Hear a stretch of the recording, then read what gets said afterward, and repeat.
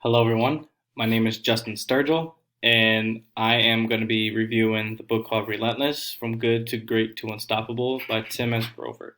It's one of my favorite books of all time that's helped me become who I am today, and I still go back to it when needed, when I feel like I am losing track of who I am and what I'm doing. A little background with Tim Grover. He's a well known personal trainer, especially for basketball. He has trained many professional athletes like Kobe Bryant, Dwayne Wade, and also Michael Jordan. He actually owns his own training facility in Chicago, Illinois, where he trains many elite athletes out there. And this picture is a quote of what he said in the book, which is very true and honest. To be the best, whether in sports or business or any other aspect of life, it's never enough to get to the top. You have to stay there, and then you have to climb higher because there's always someone right behind you trying to catch up. And that says a lot to me. Here are a few takeaways that I got out this book. And the first one is to be better than just great.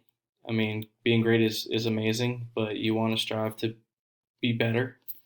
The second one is doesn't always apply to sports, but it can apply to business and work overall. Excuse me, I didn't spell business right. That's on me. Third one is why stop at being the best? You could stop at being great and being the best, have that shine, but being unstoppable is a force that no one will ever be able to compete with. And then number four is principles. There's principles that show how to achieve being unstoppable, and I'm going to take you through that. So a little bit in the introduction of the book is that Grover tells about 13 different principles that apply to becoming successful in any field. Doesn't matter what you're doing. It's focused on describing someone who is relentless with mindset and ethics to make them unstoppable. Then he goes on to saying there's three types of actions to consider with every leader, and that's being a cooler, closer, and a cleaner. So a cooler waits to be told what to do. These are your normal followers. They aren't decision makers and will let others make the decision for them. I mean, it's pretty clear that those are the people who will be told what to do and they will get the job done. Then you have a closer. A closer can handle pressure well and looks for opportunities to succeed, and they are very well to seek attention and rewards for what they do and their contribution. And they will definitely settle when they feel like they've had enough. And lastly, there's a cleaner, and they are never satisfied. They create goals in order to reach their best and set higher standards for themselves. And these higher standards aren't only for themselves, and it's also for people that they surround themselves with. They're always hungry to get more. Grover does like a comparison between them in different cases, different actions. He uses many examples. This is one example that I feel like is very clear and understood with how they affect the person. So cooler won't step out their comfort zone. I mean, they'll stay inside their box, inside their big picture of what they want to do.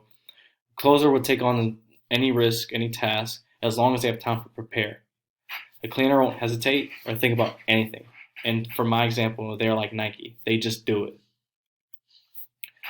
Kobe Bryant is one of the best examples and the most frequent example that he uses in this book about being relentless. I mean, Kobe Bryant, rest in peace, but he was one of the greatest to do the sport of basketball. He has this thing called Mamba mentality, and in comparison to being relentless, it's always to be better. I mean, that was one thing that Kobe always did and put the time and the work every day to try to be as best as he could from the day before, be better than yesterday, create new standards for himself and for others around you. And Kobe Bryant was always hungry to do more and be more than just what he was. Now, here I'm going to begin about the 13 principles about being relentless.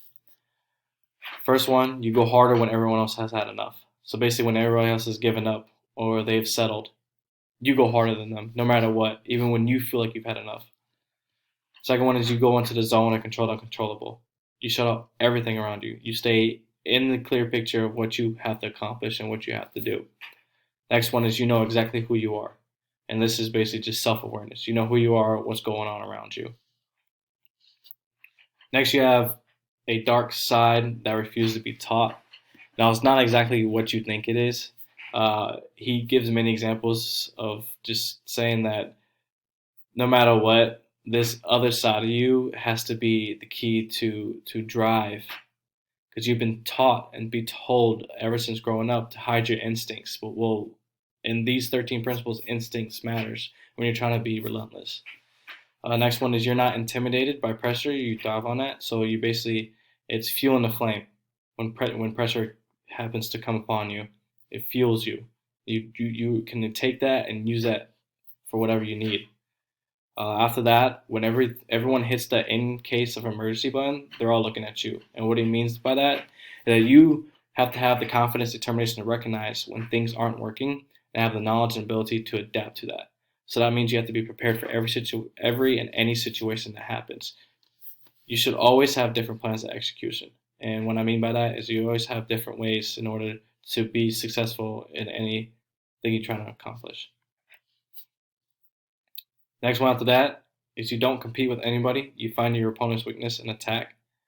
You let the opponent prepare for you. Your level of preparation and platforms are unmatched by any opponent. And I feel like Mount Union is a great example because even though that we practice for the team every week, we practice our plays and what we do best, and really don't worry about what's going to happen with that team because we know no matter what, we can accomplish what we need to. This one is one of I key into is you make the decisions, not suggestions. You have to be 100% on what you do, no matter what. You just can't suggest and just lollygag and don't take it serious. Like you have to make decisions and be by the decisions. Stand by those decisions. I'm sorry. You don't have to love the work, but you create the end result.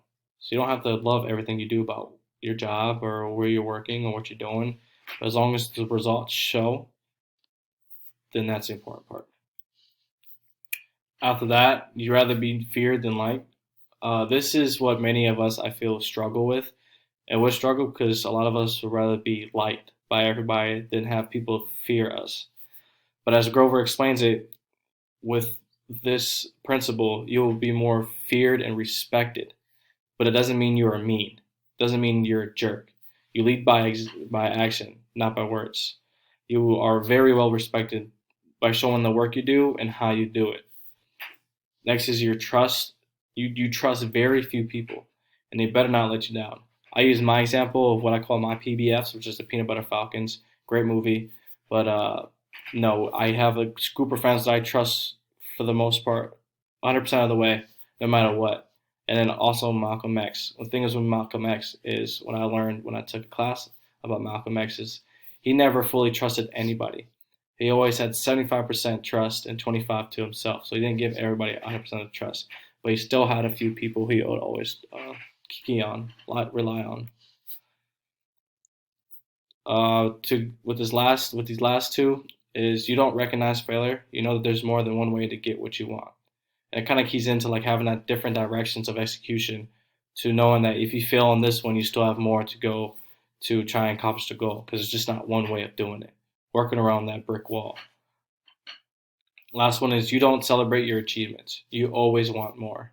It means staying hungry to be better than just being the best or just being good or just being great. You stay hungry.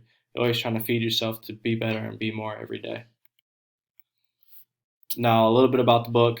Uh, I think the book talks about a lot of power and direction in somebody, and that it speaks volume in that aspect. I was introduced to this book when I was a freshman in high school, just preparation for being a leader as a quarterback on a football team and just in general in life. And it's just a good book to just read and rely on to set goals for you, just life goals. It has helped me realize that giving up isn't an option and shouldn't be an option, no matter how long it takes to get done. I know a lot of things can take time and it can be very frustrating, but as long as you stick to it, I think it'll end up being good for you. And then also for me, I want to contribute to sports and being a coach, a head coach for football, especially in high school. This book's given me the knowledge to line up and prepare me to do so I can become like a mentor to student athletes, especially those in school systems that aren't the best. I want to give them hope, give them something to look forward to, give them some motivation to design their own goals and where they want to go.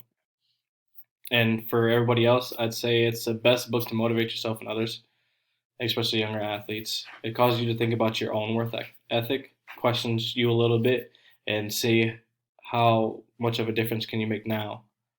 and how you plan on moving forward into your fields. I appreciate you listening to my book review. Thank you.